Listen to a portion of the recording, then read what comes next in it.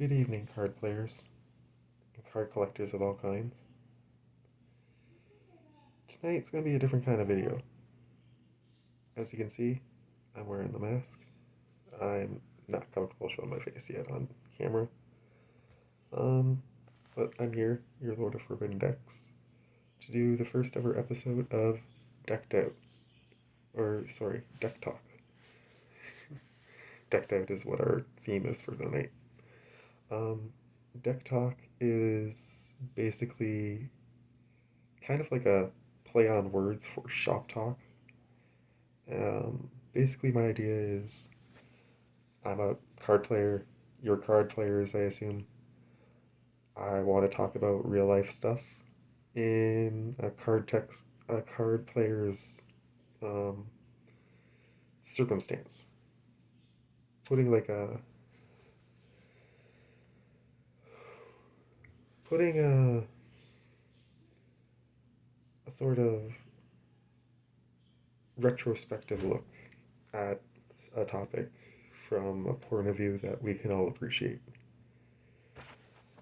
Tonight's episode is going to be on decking out.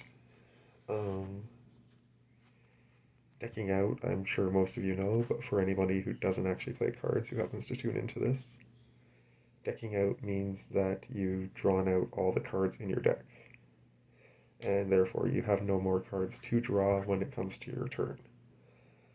Most card games, if not all card games, allow you to draw one card per turn at the start of your turn, and most card games will penalize you in some way if you are completely out of resources. And I was thinking about this the other night, and um, decking out is a lot like being burnt out, which is a fun experience that I'm going through right now. And by fun, I'm being very sarcastic. Decking out to me means getting drawing too many of your resources from your pool, whether it be your physical resources in terms of like your skills and your talents and your abilities, whether it be um, your ability to maintain a routine or a structure, whether it be just your ability to just your ability to share things like this. Your ability to basically have what you need set aside so that you can live life to the fullest. It could be financially too, was the other thing I was thinking of when I was doing this. Uh, I tried to write some notes about this before, but I realized if I'm wearing the mask, I won't be able to see my notes, so I'm kind of going on a whim. Excuse me while I grab a drink here. Ah, darn.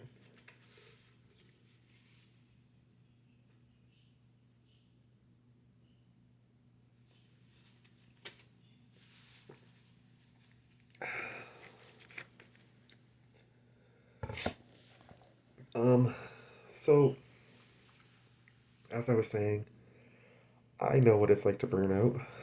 I used to be a teacher. I used to have all my ducks in a row, as they say. I had a decent bank account. I had life planned out. And I was thrown a series of curveballs that I just couldn't. I was thrown a series of curveballs. Rather than doing a sports analogy, let's do a cards analogy. I was thrown a series of traps that I couldn't handle, some sorceries, some instants that I just couldn't play around.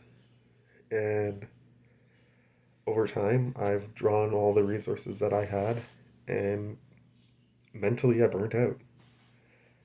And as I say in the basic description of my channel, that I'm a depressed person, and it's really hard to live with depression. But I'm trying to manage, and I want to make this video to talk about what that's like, and to talk about um, some of the signs that you're going to deck out shortly to try and help you see them ahead of time and not crash as hard as I have. So, if you find, for example, that your sleep is changing drastically, your eating habits change drastically, um, you have a harder time following your routine or structure that you've had for years. Those are all signs that you really should start looking to get some help from somebody, whether it be a doctor or nutritionalist type person, or whether it be someone mentally capable of working on mental health side. Um, because decking out is really consequential. Um, Regardless of what game you play, it never ends well when you deck out. Um, Whether it be a game like Yu-Gi-Oh, where if you've decked out and you try to draw on no cards, you lose the game automatically. That made me think a lot about life being like when you just get handed something all at once and you just have no resources left to deal with it, kind of thing. So, like, financially, it could be like having to declare bankruptcy, for example, which I haven't experienced yet myself, but I know people who have, and it's pretty devastating. Um, or it could be challenges with um,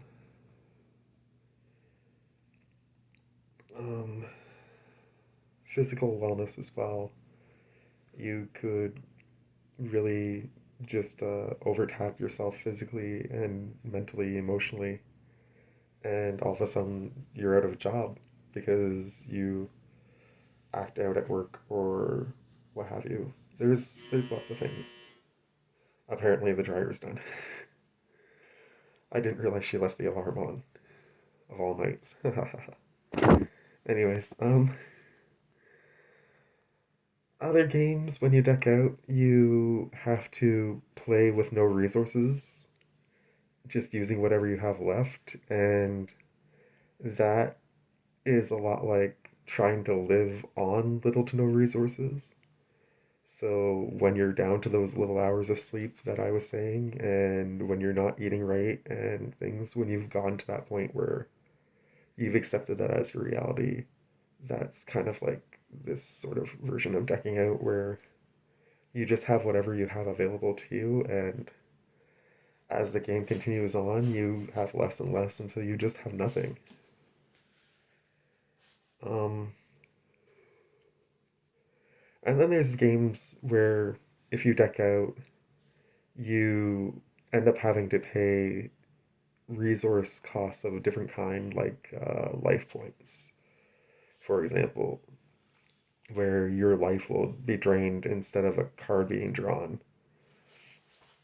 There's not that many games I've ever played that are like that, but I've played a couple, and that kind of reminded me of what it'd be like from the opposite perspective, maybe, of being like, you need to watch how you relate to people too, and the resources that you have, that you don't take advantage of them because they're finite. So, friendships, relationships, um, finances too. Like, all those things need to be taken in stride, and you need to plan accordingly and manage your resources and try not to overdraw. Um, I wish somebody had sat down and gave me some of this advice before, when it could have helped me uh, avoid crashing as hard as I did. And that's why I'm hoping that me making these episodes, starting with this one, and all the future episodes of Deck Talk will be similar in nature. My hope is that Deck Talk will be a resource that people can use to um, get the help they need, to recognize signs that they're in trouble, and to just think about things from a perspective that they haven't before but will appreciate more than somebody being super direct with them about mental health and wellness. Anyways, I hope that this episode of Deck Talk has been valuable to you. Um, Above all my other videos, this is the one that I would really love to see people giving me some likes, comments, shares. If this helps you in any way, shape, or form, please subscribe.